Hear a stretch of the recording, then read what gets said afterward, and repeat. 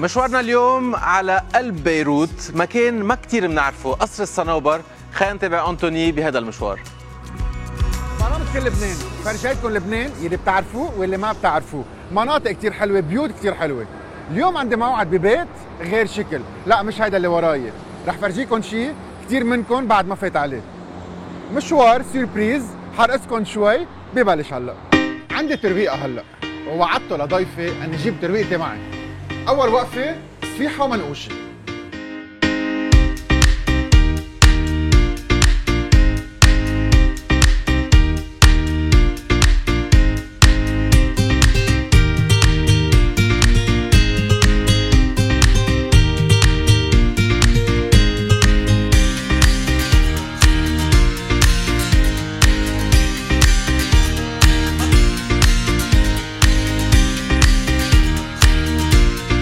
منقوشة جاهزة، السفيحة خلصت، رح روح عند أبو شادي وبرجع لعندك. ناطرك. يلا. هون عنا بعلبكة على طريق جلديب الجوانية، بعلبكة هون أبو شادي تاني ميل، حد الجراج، بيعمل لقمة فول وحمص غير شكل، سرجال عنده مرتين، فرح نروح نحضر فول وحمص للترويقة رايح عليها.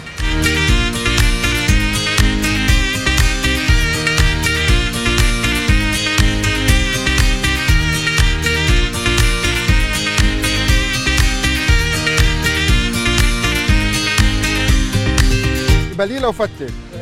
انتبه هون، بنتبه عليهم. ترويقتين.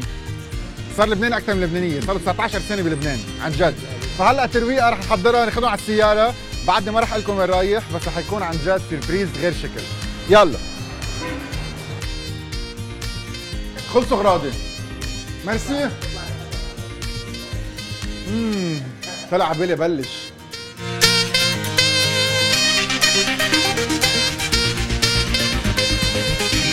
تعاونية قطايب الريف، مايو جابي ناطريني. هي تعاونية بتجمع المونة اللبنانية من أكثر من 40 تعاونية ستات بتضيع بلبنان، وكلهم موجودين بشارع الجميزة، ولا أهين من هيك. تعالوا شوف شو عندهم. ماي، رح أعرفكم على ماي. ماي هي مسؤولة عن تعاونية قطايب الريف. ماي أنا اليوم رايح عند ضيف أنا عنده، وعدته أخذ له ترويقة معي، وهو منه لبناني، فبدي أخذ له هدية غير شكل. شو بدي أخذ له؟ أول شيء بما إنه عم بتقول ترويقة، فلابد من الزعتر اللبناني مع زيت الزيتون. فينا ناخذ له اللبن الماعز المكعب، ومش غلط ناخذ له مكدوس، مربى التين المعقود. اوكي، فينا نكون كمان عم ناخذ شيء هيك مع القهوه، بركي مربى قشر البوسفور. طيب هلا فيني احمل، هلا مش عم ناخذهم. اوكي. بعد ما خبركم وين رايح، بعدها سربريز، بس رح تشوفوا كثير رح تنبسطوا. هاي ميرسي. يا هلا. طب انت بدك تعصر له تفاح من ايد الفلاح؟ ما عم بفهم. ساعة المجيك. باي. ميرسي على العلبة، هدية اخذها معي، الحقوني.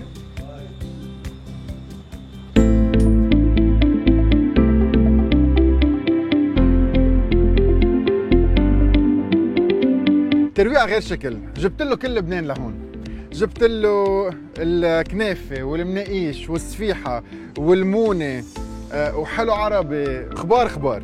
فهلا بنفرشهم كلهم على الطاولة بتشوفون. ترويقة ورا هالشجرة. خليك هلا نفرجيهم وين واصلين.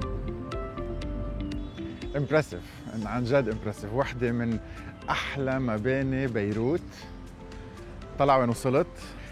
رح خلي الشخص المعني هو يخبر عن نحن اليوم وين، بس تعرفوا انه انا جاي اتروق مع السفير الفرنساوي.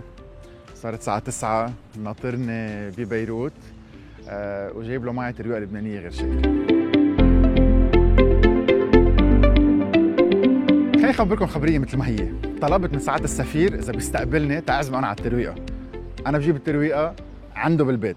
هيدا بيت السفير الفرنساوي، لا ريزيدانس دي بان او قصر الصنوبر، شيء كتير حلو، كتير قليل منا كلبنانيه شايفينه لانه مخبى ورا الحيطان. رح نتعرف سوا اليوم على السفير بشيء ابدا منه سياسي، تنحكي تنتعرف تنتعلم، هو يدوق اكل لبنان ويخبرني عن علاقه فرنسا بلبنان وعلاقه هيدا القصر بتاريخنا اللبناني.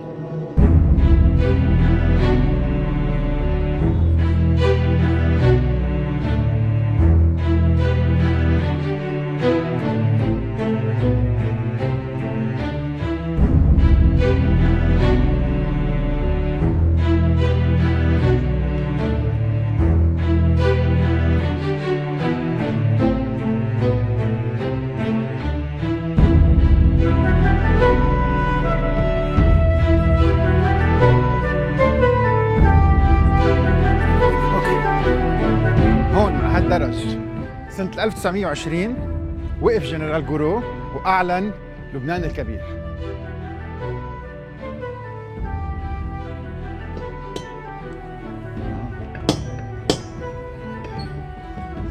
Bonjour. On passe au salon. Excellence, voilà, ça c'est la table du Liban, disons. Ouais. C'est un petit déjeuner que j'ai ramené avec moi. J'ai fait la tournée depuis 6 h du matin pour ramener quelques douceurs des 4 coins du Liban. Donc j'ai commencé par Saïda. Donc à Saïda, ils sont très connus par les semsmi et c'est des douceurs qui collent un peu aux dents. Il y a les marmoul. J'aime bien, j'adore, c'est makroun, qu'on va goûter encore un peu. Asha, ce n'est pas connu, c'est vraiment le dessert des connaisseurs. Et puis on a foul, faté, manaïch, ça c'est sûr. On est passé. On va pas manger tout ça, c'est pas grave. On s'était mis d'accord, on vient manger, on vient s'éclater ce matin. J'ai ramené des douceurs de zahlé et de baalbek, la sfiha baalbaki. Voilà, sans oublier jazine avec la meilleure labneh et mardouché avec le za'atar libanais. Et voilà. Bon, écoutez, on va essayer de goûter tout ça. On va picorer un peu. On commence. Très bien. Alors, il y a une grande diversité quand même de cuisine au Liban sur un si petit pays, parce que 10 000 km², c'est la taille d'un département français. Et sur un département français, on n'a pas cette diversité. Même dans les départements, ça fait maintenant presque 2 ans. On se rapproche des 2 ans. Ça sera 2 ans au mois de juillet. Officiellement 2 ans. Et Oui. avant, vous avez fait la visite du Liban, c'était la première fois. La première fois que je suis allé au Liban, c'était en 92. J'arrivais de Damas en voiture. Et j'avais visité 7 résidences. C'est-à-dire en 92, on ne pouvait pas rentrer dedans. La porte par laquelle je vous ai accueilli était fermée parce que les pierres du portique étaient prêtes à tomber. Donc on ne pouvait pas rentrer dans l'entrée parce qu'elle menaçait de s'effondrer. Et donc cette résidence, comme vous le savez, a été restaurée 8 ans plus tard, enfin 6 ans plus tard par le président Chirac. Elle a été complètement modernisée. Donc, puisqu'aujourd'hui, il y a tout, le chauffage, la climatisation, ce qui n'était pas le cas auparavant. Donc ce n'était pas une maison pour y vivre en fait, c'était une maison de jeu à l'origine, de réception principalement, et qui n'était pas équipée pour y vivre. Et donc j'ai découvert le Liban dans ces conditions-là. Puis je suis revenu régulièrement, après un long moment, je suis revenu au début des années 2000, et puis la dernière fois que je suis revenu avant d'être nommé comme ambassadeur, c'était l'année qui a précédé ma nomination, à un moment où je ne m'y attendais pas du tout. J'avais découvert cette résidence reconstruite, parce que je n'y étais pas retourné. Je l'avais trouvée très très belle, et j'étais loin de m'imaginer qu'un an et demi après, j'allais y revenir comme ambassadeur. Donc, On peut dire que c'est l'une des plus belles résidences d'ambassadeurs français en dehors de... C'est certainement l'une des plus belles. Alors on la met en concurrence souvent avec 2 autres résidences que nous avons, qui est celle de Moscou, qui est très typique de l'architecture russe, qui est très bien décorée aussi, et puis la résidence italienne, le Palais Farnèse, qui est un magnifique palais romain. Mais c'est une des plus belles résidences, incontestablement. Avant de commencer notre petit déjeuner, j'avais envie de vous faire goûter les œufs à la libanaise.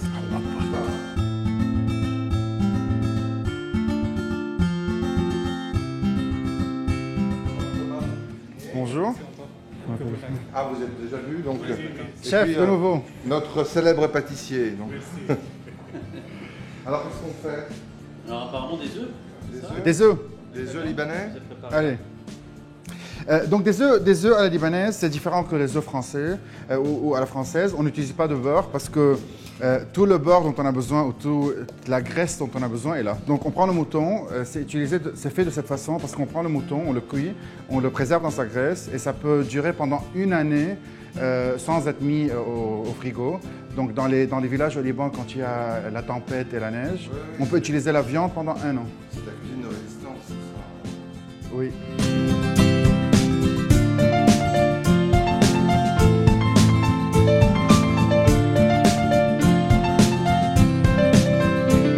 C'est des œufs vraiment qui vont être très juteux.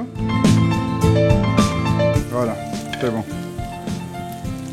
C'est des œufs que j'ai ramenés avec moi de Anfé, qu'on appelle en arabe bait baladé. Donc c'est des œufs naturels, J'aimerais bien que vous goûtiez avec nous.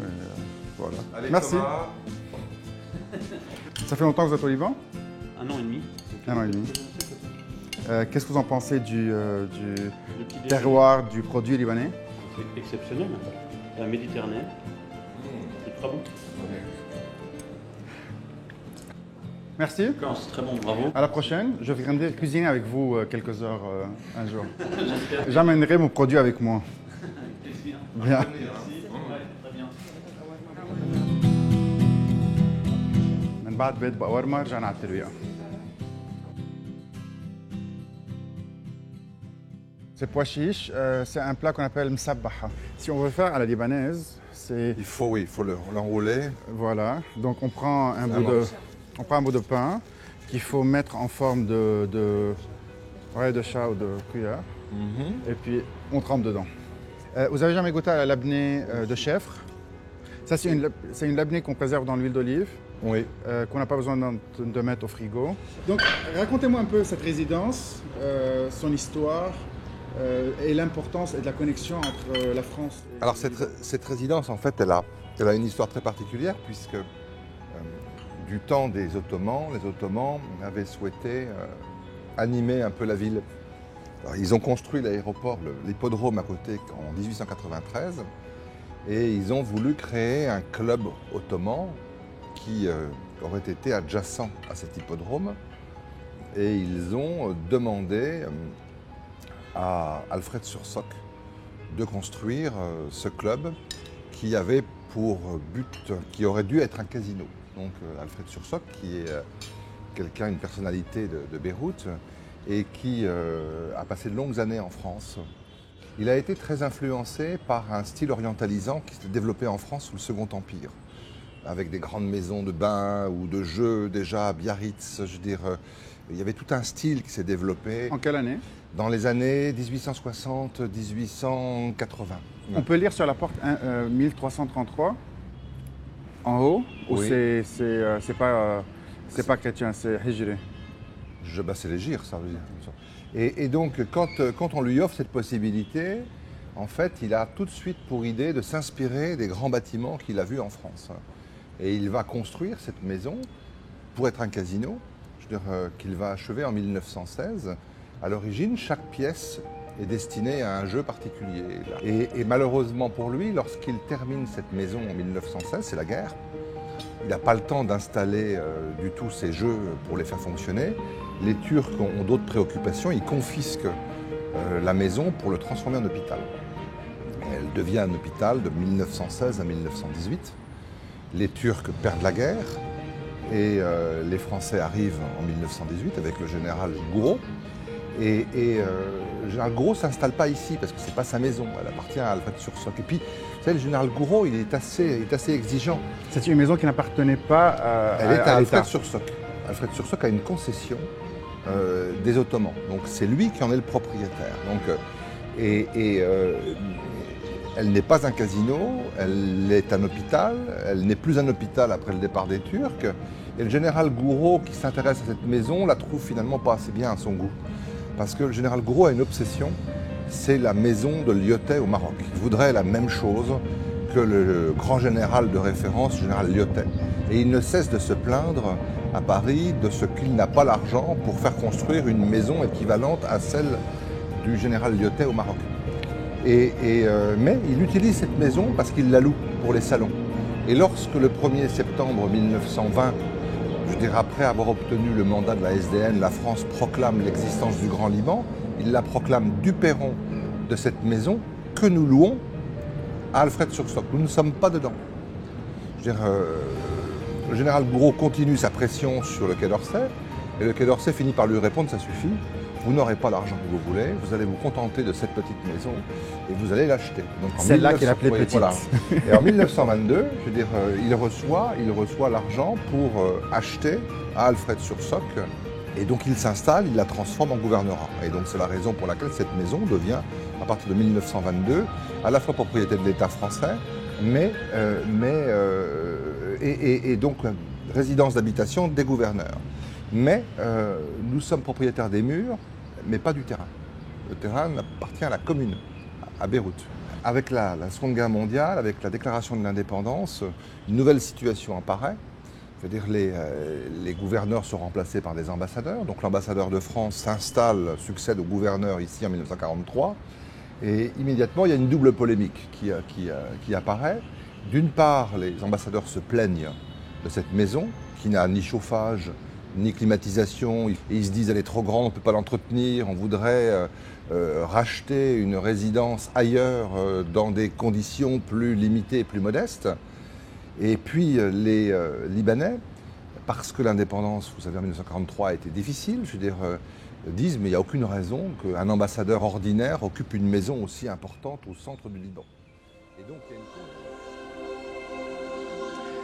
بلشنا حلقتنا اليوم بمعلومات تاريخية حول عهد الرئيس شارل حلو، كملنا بالحلو بقلاوة على شوكولا، ايس كريم، بمسيو غورمي، ميوزيكال، وكان هلا مشوار بقصر الصنوبر.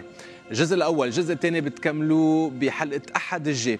اما هلا بقول باي باي، ان شاء الله ترجعوا على الاشغال والاسبوع بشكل طبيعي. حلقة جديدة من لايف بتبلش بكره باي باي.